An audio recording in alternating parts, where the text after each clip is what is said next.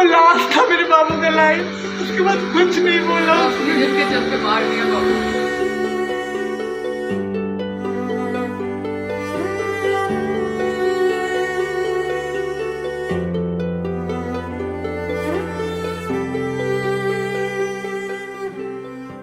नमस्कार, मैं हूं आपके साथ नम्रता। एक तरफ डॉक्टर्स को भगवान का रूप कहा जाता है, मतलब इस वक्त तो जो हम कंडीशन देख रहे हैं कोरोना काल में, हम डॉक्टर्स को सलाम कर रहे हैं। और ऐसा इसलिए क्योंकि दिन रात एक करके इन डॉक्टर्स ने न जाने कितने ही कोरोना पेशेंट्स को अब तक ठीक कर दिया है। लेकिन वो कहते हैं ना, पांचों उंगलियां एक समान नहीं होती।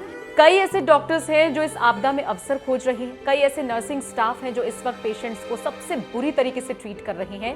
इतनी बुरी तरीके से ट्रीट कर रही हैं कि जो मरीज के तीमारदार हैं, जो उनके रिश्तेदार हैं, वो ये कह रहे हैं कि डॉक्टर्स नहीं, ये जल्लाद हैं।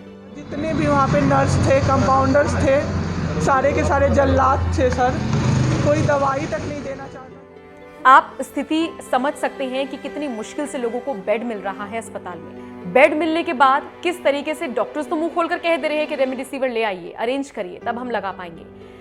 जैसे तैसे पेशेंट्स रेमडेसिविर भी अरेंज कर रहे हैं, लेकिन उसके बाद अगर वही रेमडेसिविर जमीन पर गिरा दे डॉक्टर्स और कहें कि तुम हमारा कुछ नहीं बिगाड़ सकते। उन्होंने कहा कि 50,000 का भी गिरा देता ना तो तुम कुछ नहीं कर पाती। अभी पानी तक के लिए मरीज को तरसा दें, तो आप क्या एक्सपेक्ट करते हैं फिर इन डॉक्टर से? और इसके अलावा भी अगर पेशेंट ना बचे, इतना सब करने के बाद भी अगर पेशेंट ना बचे, तो फिर क्या हो? ऐसे कई मामले सामने आ रहे हैं जिनमें पेशेंट्स के साथ जबरदस्त तरीके से लापरवाही देखी जा रही है। और ये लापरवाही कोई और नहीं, डॉक्टर्स कर रहे हैं। पूरे दिन डॉक्टर्स आते ही नहीं है चेकअप करने के लिए। और ऐसे में सरकार को यहां पर सुध लेने की जरूरत है कि क्यों आखिर स्वास्थ्य व्यवस्थाएं बेहाल है। आपको जानकर हैरानी होगी, लोग कोरोना से कम और जो इलाज नहीं मिल रहा है उसकी वजह से ज्यादा मर रहे हैं। एक महिला है जिनके साथ ये पूरा घटनाक्रम हुआ है। उन्होंने बताया कि कैसे कैसे नोएडा के एक डॉक्टर से उन्होंने कंसल्ट किया, फिर भागलपुर वो अपने पेशेंट को लेकर भागी, फिर हॉस्पिटल में एडमिट कराया। और उसके बाद का नजारा उन्होंने जो हॉस्पिटल का देखा, वो ये कहती हुई नजर आई कि डॉक्टर्स नहीं है, जल्लाद है।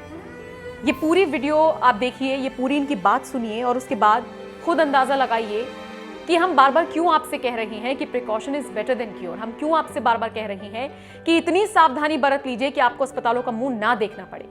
ये वीडियो आप देखिए और खुद आपको समझ आ जाएगा कि अस्पतालों की बदहाली का आलम क्या है। क्या हुआ है, किस अस्पताल में हुआ है? सर हम लोग नोएडा में रहते हैं, मैं और मेरे हस्बैंड। अभी होली में हम लोग बिहार आए हुए थे सर, होली मनाने के लिए। पूरी फैमिली का गेट टुगेदर था। 9 अप्रैल को मेरे हस्बैंड की तबीयत ख़राब हुई, फीवर हुआ उनको काफ़ी तेज़। हमने कोरोना का 2-3 बार टेस्ट करवाया, नेगेटिव आया।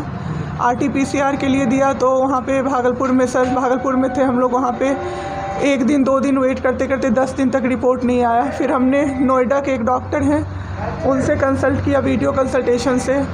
उन्होंने बोला कि CT चेस्ट करवाना है। हम लोग भागलपुर गए और CT चेस्ट करवाए तो उसमें उनका इन्फेक्शन आया। 60% लंग्स उनका उसमें इन्फेक्टेड था, डैमेज नहीं था, इन्फेक्टेड था बस। बाकी लंग्स का हर चीज़ परफेक्ट था, सारा चीज़ नाक का, गले का सब कुछ नॉर्मल था, उसमें रिपोर्ट में था। फिर हम लोग नेक्स्ट डे ग्लोकल हॉस्पिटल है भागलपुर में, ग्लोकल हॉस्पिटल लेके आए, वहाँ पे एडमिट कराया हमने ICU में। मेरी मदर की भी तबीयत ख़राब थी, मेरी मम्मी और मेरे हस्बैंड दोनों एक साथ एडमिट हुए।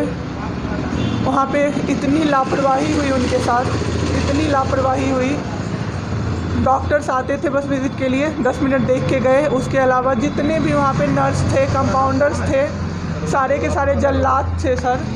कोई दवाई तक नहीं देना चाहता था। पेशेंट, मेरी मदर टचवुड बेटर कंडीशन में थी थोड़ी, मेरे हस्बैंड बोल भी नहीं पा रहे थे उस समय तक। इशारे से पानी का ऐसे बताते थे, लेकिन कोई उनको पानी नहीं पिलाता था सर।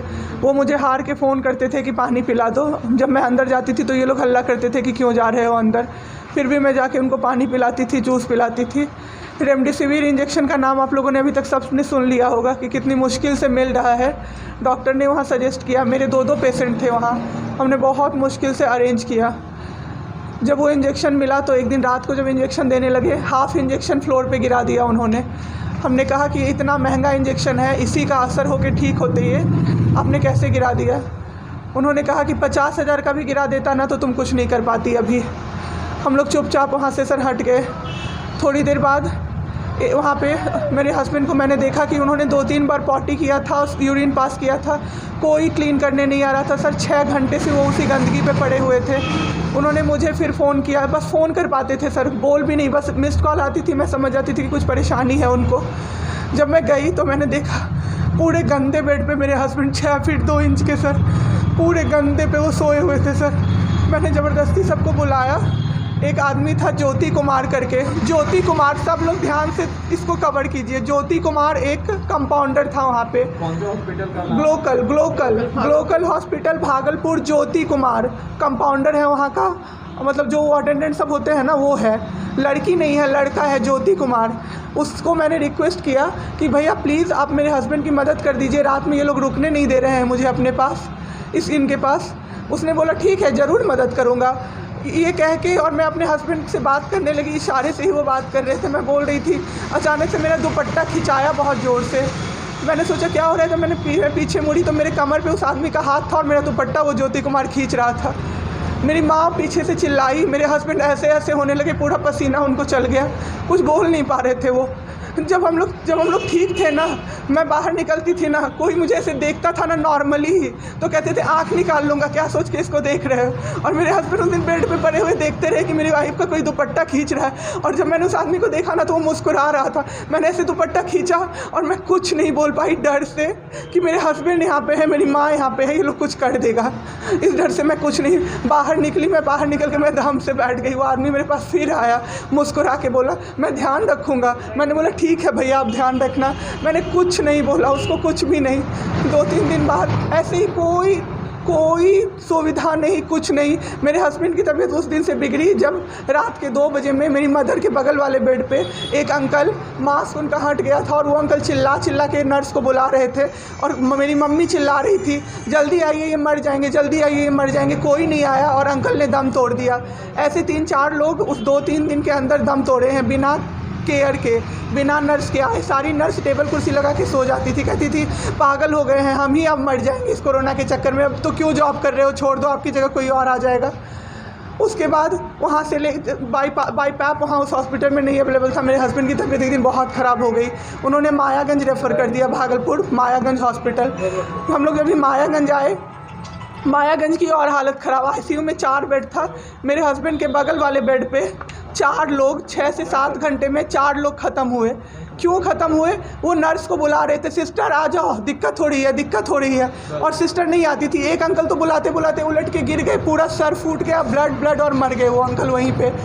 इतना मेरे हस्बैंड डर गए। शाम होते होते मेरे हस्बैंड की तबीयत अचानक से ख़राब होने लगी, पूरा ये सब ड्राई हो गया, एक लेयर वाइट कलर का जम गया उनके ऊपर, बहुत ज़्यादा तबीयत ख़राब हो गई। हम लोगों को समझ में नहीं आ रहा था कि हो क्या रहा था। अचानक से मेरे दिमाग में आया ना, डॉक्टर को कम से कम 5-6 बार मेरी बहन बुलाने गई है, क्योंकि कोई डॉक्टर था ही नहीं ड्यूटी। कब हुई आपके हस्बैंड की डेथ में? परसों। सुनिए मेरी बात, पहले पूरी कहानी मेरी सुनिए। मेरी बहन 5 बार 6 बार गई है बुलाने डॉक्टर को मायागंज में, तो डॉक्टर क्या कह रहे हैं, यार रात में भी सोने नहीं दोगे। जब हमने देखा जाके सर, तो लाइट ऑफ, इमरजेंसी के नाइट डॉक्टर्स का लाइट ऑफ, और सब नीचे बिछा के मूवी देख रहे हैं और सो रहे हैं, और दरवाज़ा तक नहीं खोला सर। मेरे हस्बैंड की ऐसी हालत हुई, जब मेरी दीदी बहुत जाके चिल्लाई तब एक डॉक्टर आए वहाँ से, तो उन्होंने देखा क्या कि मास्क, उन्होंने ऐसे मास्क लगा होता है ना, उसमें एक ऑक्सीजन सप्लाई का पाइप होता है ना, वो पाइप ही नहीं लगाया था सर, बस मास्क लगा के छोड़ दिया था, ऑक्सीजन सप्लाई आ ही नहीं रहा था। जब बहुत कम हो गया तब वो डॉक्टर आए और पाइप लगाया, मेरे हस्बैंड तुरंत में ज़िंदा हो गए। उसी दिन से उनके दिमाग में वो ऑक्सीजन की किल्लत का डर बैठ गया सर। बहुत 7 घंटे बिना ऑक्सीजन के रहे सर, लड़ते रहे। फिर उस दिन इतना वो डर गए, वो बोले नहीं अब हमको कहीं बाहर लेके चलो। दिल्ली में सर हमने बेड का किया, बहुत पता नहीं था, दिल्ली में कहीं भी जगह नहीं था। हम पटना आए, राजेश्वर हॉस्पिटल में सर पटना आए। यहाँ पे इन्होंने कहा आईसीयू में अटेंडेंट नहीं अलाउड हैं, नहीं जाओगे आप। मेरे हस्बैंड रोने लगे कि मेरी वाइफ को बस भेज दो, वो रहेगी तो मैं ठीक हो जाऊँगा। इन लोगों ने नहीं अलाउ किया सर। मैंने देखा एम्बुलेंस से हम लोग भागलपुर से पटना आए थे राजेश्वर, रास्ते में उनको 3 बार पॉटी हुई थी सर। उसी गंदे बेड पे उनको 4-5 घंटे राजेश्वर में सुलाया रहा। मैं 10 बार जाके बोली बाहर से कि सर प्लीज़ बेड क्लीन कर दीजिए, वो हम लोग देख लेंगे ना। एक डॉक्टर निकले, मैंने बोला, वो मेरे हस्बैंड अंदर से ना बोल नहीं पा रहे थे ना, अंदर से ऐसे ऐसे कर रहे थे, बुला रहे थे सबको। मैंने कहा सर वो बुला रहे हैं किसी को बाहर से, तो एक डॉक्टर मुझे कहता है अरे छोड़िए ना, वो छोड़ा तो ऐसे ही बौखला रहा है जब से आया है। मैं उस समय कुछ नहीं कर पाई सर। उसके बाद उनका ऑक्सीजन लेवल जब 37 हो गया, तब मेरे साथ मेरी दीदी थी, मेरे जीजा जी थे और मेरे जेठ थे। तब मैंने अपने जीजा जी को बोला कि अब मेरे से नहीं रहा होगा, मुझे किसी तरह से अंदर भिजवाइए। तब उन्होंने ज़बरदस्ती मुझे अंदर भेजा और 37 से 74 मैंने कर दिया 10 मिनट में। मेरे बाबू का ऑक्सीजन लेवल मैंने बढ़ा दिया। उसके बाद इन लोगों ने मुझे बोला, मैंने बोला सर अटेंडेंट अलाउड है, सारे के अटेंडेंट बैठे हुए थे। तो एक डॉक्टर ने मुझे बोला अटेंडेंट अलाउड नहीं रहेंगे तो कैसे काम चलेगा, सब तो कोरोना से बीमार पड़ रहे हैं, हम लोग कितना देखें, हम लोग क्या मर जाए खांसते खांसते सबको देख के, बैठिए चुपचाप और देखिए। 15 दिन तक सर एक टेबल पे एक लगातार मैं बैठी हूँ। आज 1 महीना पे मैंने ब्रश किया है सर, 1 महीने पे ब्रश किया है मैंने। बाबू को बहुत ठीक कर दिया, इतना स्ट्रॉ लगा के सर, मास्क के अंदर से स्ट्रॉ लगा के बाबू को मैंने जूस दाल रोटी सब कुछ पिलाया सर। इतने ठीक हो गए ना कि जो डॉक्टर फर्स्ट डे बोला था ये बचेगा नहीं, वो डॉक्टर सर 3-4 दिन बाद कहता है टचवुड क्या कर दिया आपने इनके साथ, ये तो एकदम ठीक हो गए, गजब का फाइट दिया आप दोनों ने मिल के। मुझे क्या पता था कि मैं फाइट दे रही हूँ और ये लोग मेरे बाबू को ख़त्म कर देंगे। इतना ऑक्सीजन का किल्लत सर, मेरा बाबू डर गया बहुत ज़्यादा। ऑक्सीजन सिलेंडर देखता था और कहता था हाँ वो ख़त्म हो जाएगा, वो ख़त्म हो जाएगा। मैं कहती थी नहीं ख़त्म होगा बाबू। 1.5 घंटे के लिए सर ऑक्सीजन सप्लाई बंद रहता था। बाद में हमें पता चला ये लोग ब्लैक मार्केटिंग कर रहे हैं अंदर में ऑक्सीजन सिलेंडर का।